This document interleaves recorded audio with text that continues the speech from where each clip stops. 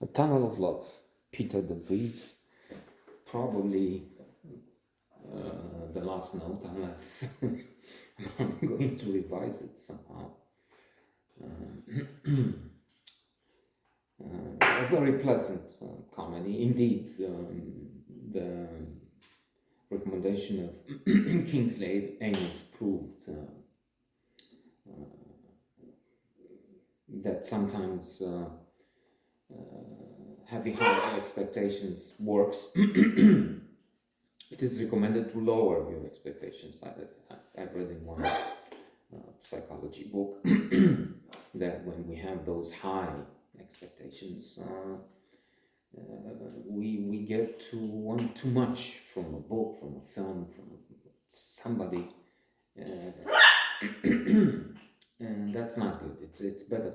I think this is related to maximizers versus terminal satisficers, two categories mentioned in psychology classic, the paradox of choice, Barry Schwartz.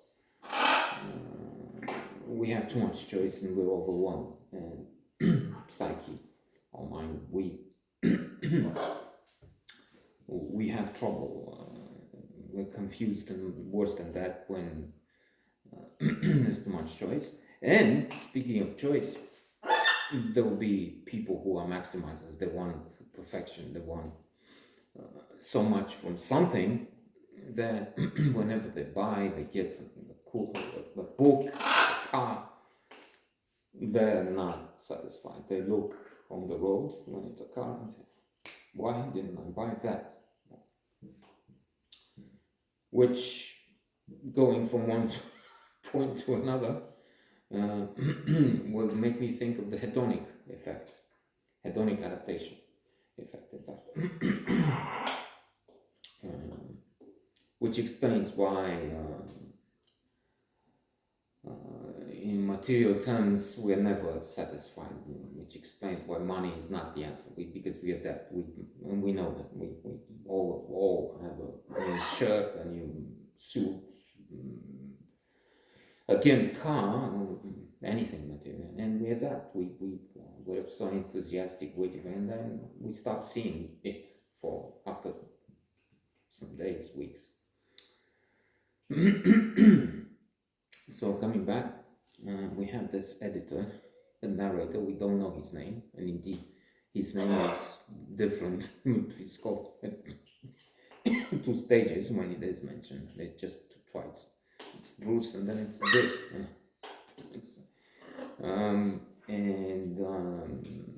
This friend Augie Poole, his wife, Augie's wife, is old. The narrator's wife is Audrey.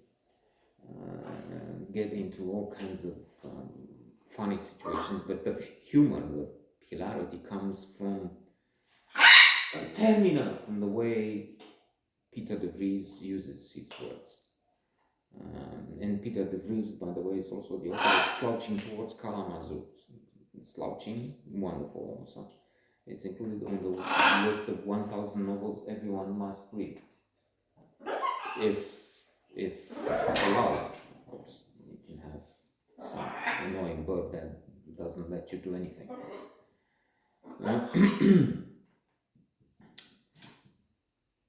But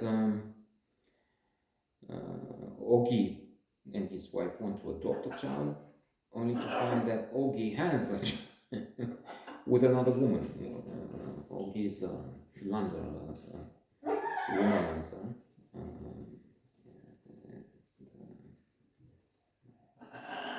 Literally is his thing. Fornication, I was looking for biblical term. He has had relationships with 42 women, 43, 10 since he was married, because he has this addiction to guilt, and at one point he feels guilty when he's with his wife, and not guilty when he's with his mistress, Cornelia, I think, and she has a baby with him. Baby who will have to be given to adoption because she cannot afford to she doesn't have the money to care for him. And we may face a situation where Augie has to adopt his own son and faints in the process when he sees the adoption agency calls. You can come and get the baby, and when he sees him, a small version of himself, he needs the medical help. So all kinds of twists, and let me finish with another one. But the beauty is not so much in this convoluted situation as in the way it works.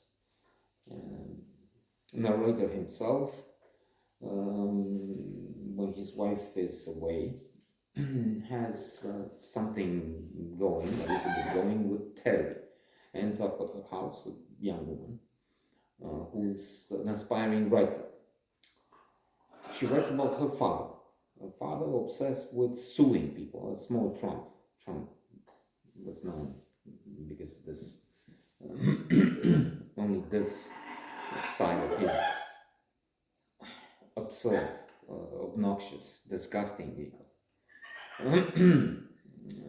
Instead of paying people who were working at his buildings, real estate, he would sue them. He would pay them. Okay, let's go to court. I have lawyers. I'm used with this. I have money. Let's see what he can do. Electricity, small electricity company. Coming to. So anyway, and at the house, somehow they don't end up having intercourse. Not the first time, maybe not the second or any time. But then when he returns, he is drunk. So drunk he doesn't remember the next day what happened. And so when this Terry, this woman, calls sometime later, he's threatened to death. He's losing his voice, his words. He says Peter the Vries reacts like Stanley, Laurel Stanley, when he's about to cry. Something like that. In the meantime, before this crucial phone call, they discussed and said Terry should send her work to Reader's Digest about her father. That's important to mention because at the call, our hero, anti-hero, the narrator, is sure she's calling with this emergency and she's saying, well, your father is crazy, he wants to go to court, he will do so much. He's thinking shotgun, he shot at the wedding, but what wedding? Because he's already married. He thinks the girl has had a baby, but that night he doesn't remember anything of. Surely he must have slept with her and now she's got a baby. That's what he thinks. And let's leave it at that. Let's not introduce a spoiler alert. Maybe you want to read the book and you'll see what this is all about.